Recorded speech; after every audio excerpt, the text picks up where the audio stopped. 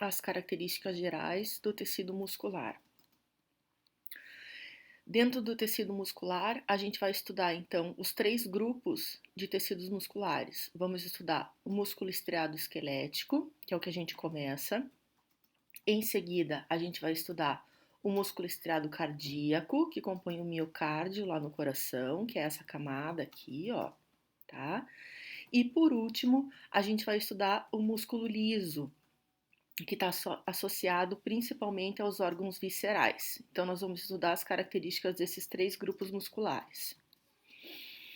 Em termos de características gerais que servem para qualquer um dos grupos musculares. Então, a gente vai ter o quê? Que os 3 grupos de tecidos musculares, aqui ó, músculo liso, músculo estriado esquelético e músculo estriado cardíaco, eles são formados por células que são extremamente alongadas, cujo citoplasma ele vai estar repleto de uma grande quantidade de filamentos proteicos que têm capacidade contrátil. Aí o que a gente vai ver? Como que esses filamentos contráteis eles estão arranjados dentro dessas células musculares, que é o que vai ser diferente para cada um dos grupos musculares. Todas as células musculares, elas vão transformar a energia química do ATP em energia mecânica da contração muscular. E eles são responsáveis por gerar movimentos de grande porte e modificações de forma e de tamanho de órgãos internos ou então de grupos de feixes musculares, como no caso do músculo estriado esquelético.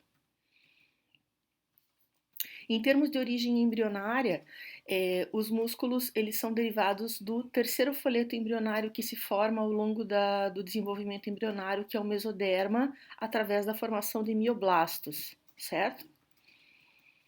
Vamos começar então com o músculo estriado esquelético. No músculo estriado esquelético, a gente tem o quê? Que cada célula muscular, que é o que a gente tem aqui nessa imagem de microscopia óptica, ela é denominada como uma fibra muscular. Essas células musculares, elas são extremamente alongadas e elas têm essa característica aqui, ó, de ter os núcleos na periferia. No músculo estriado esquelético, as células elas são multinucleadas, porque elas são formadas a partir da fusão de mioblastos. Então, vários mioblastos se fundindo, cada mioblasto tem um núcleo, e esses mioblastos se fundem, então, gerando uma célula multinucleada. E o citoplasma, como a gente está vendo aqui, ó, ele é altamente eosinofílico, por quê? Porque ele é repleto de filamentos contráteis de actina e de miosina, os quais estão organizados em sarcômeros, que vocês já viram com a professora Carolina, a formação, né, do sarcômero, como que ele é organizado, em bandas, né, as bandas claras, as bandas escuras, para que possa ocorrer, então, a contração muscular de actina e de miosina. As fibras musculares, elas são paralelas e entre elas vão existir uma grande quantidade de capilares sanguíneos que irrigam, então, para que possa ocorrer a nutrição e a oxigenação dessas fibras musculares. Outras características gerais, então, do músculo estriado esquelético. Vai ter uma grande quantidade de mitocôndrias, por quê? O ATP ele é necessário para que ocorra a contração muscular. Então, vai ter sempre intercalado às fibras musculares fileiras de mitocôndrias organizadas para que ocorra o fornecimento rápido de ATP para gerar o quê? A energia mecânica da contração muscular. Vai existir, ele é chamado de estriado, porque existem estriações transversais à fibra, certo? Como a gente está vendo aqui, ó, a fibra ela está correndo nesse sentido e as estriações transversais elas estão nesse sentido, certo? Então elas são transversais à fibra. E essas estriações transversais elas estão presentes justamente porque os filamentos contráteis de actina e de miosina, elas estão organizadas na forma de sarcômeros. A gente já vai ver isso no próximo slide. São responsáveis pela geração de movimentos de grande porte, modificação da forma e de tamanho de órgãos. A sua contração, ela é uma contração voluntária. E em termos de capacidade de regeneração, que é uma coisa que a gente compara entre os grupos musculares, tem uma capacidade média de regeneração. Aqui a gente tem, então, um grupo muscular e saindo aqui uma uma fibra muscular e a gente está vendo o detalhe dessa fibra. Então vejam, por que ela apresenta estriações transversais? Porque os seus filamentos contráteis, os filamentos finos em azul e os filamentos grossos em vermelho, filamentos finos de actina e filamentos grossos de miosina, eles estão organizados dessa maneira aqui, ó, em sarcômeros, o que gera então a formação de bandas escuras e bandas claras. Então aqui onde existe sobreposição dos filamentos finos e grossos, vai gerar uma banda escura. Aqui a gente só tem filamento fino de actina, vai gerar uma banda clara, que é o que a gente está vendo aqui, ó. Bandas escuras, bandas claras, bandas escuras e bandas claras. Isso vai gerar a formação, então, de estriações que são transversais, que é o que a gente está vendo nessa imagem aqui,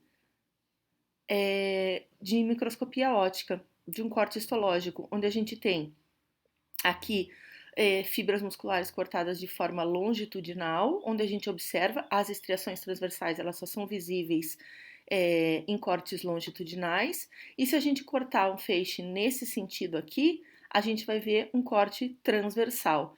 Então a gente enxerga os núcleos na periferia, certo? E as fibras organizadas então aqui em corte transversal. Mesma coisa que a gente tem desse outro lado, nessa outra imagem. Aqui não dá para ver tão bem as estriações transversais, mas a gente tem os núcleos na periferia, apontados pelas setas pretas, e aqui um corte transversal, onde a gente tem bem separadinho aqui, ó, as fibras musculares, os núcleos na periferia, um tecido conjuntivo associado, que a gente já vai falar da organização, então mais para o finalzinho, desses grupos musculares, dessas fibras musculares em relação ao tecido conjuntivo, com capilares sanguíneos associados, certo? Aqui tem capilares, então, que vão nutrir e oxigenar esse tecido muscular. Aqui, mais uma vez, então, uma imagem aqui em cima de microscopia óptica, mostrando então aqui os núcleos na periferia, tecido conjuntivo associado, núcleos na periferia, mostrando então as estriações claras e escuras, que é o que a gente enxerga na microscopia eletrônica nessa eletromicrografia. Como é organizado em sarcômero, nós vamos ter bandas claras e bandas escuras, bandas claras e bandas escuras, devido ao que?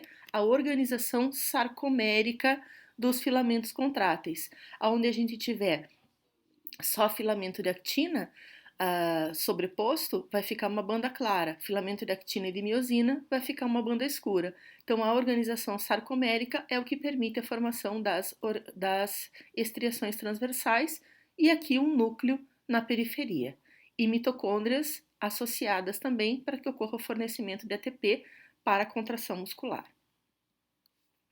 Em corte transversal, a gente tem nervos associados também. Por quê? Porque tem que chegar o estímulo nervoso para que ocorra a contração muscular, que é o que a gente sabe que vai formar então placas motoras, certo? Aqui, ó, uma fibra muscular, outra fibra e outra fibra, com núcleos sempre periféricos e aqui capilares sanguíneos associados. Na microscopia eletrônica, a gente vai enxergar então em seção transversal miofibrilas cortadas transversalmente, núcleos sempre periféricos, núcleo periférico e mitocôndrias associadas, capilar sanguíneo e nervos também. Em termos de organização, como que esse músculo ele é organizado? Ele é organizado a partir de tecido conjuntivo.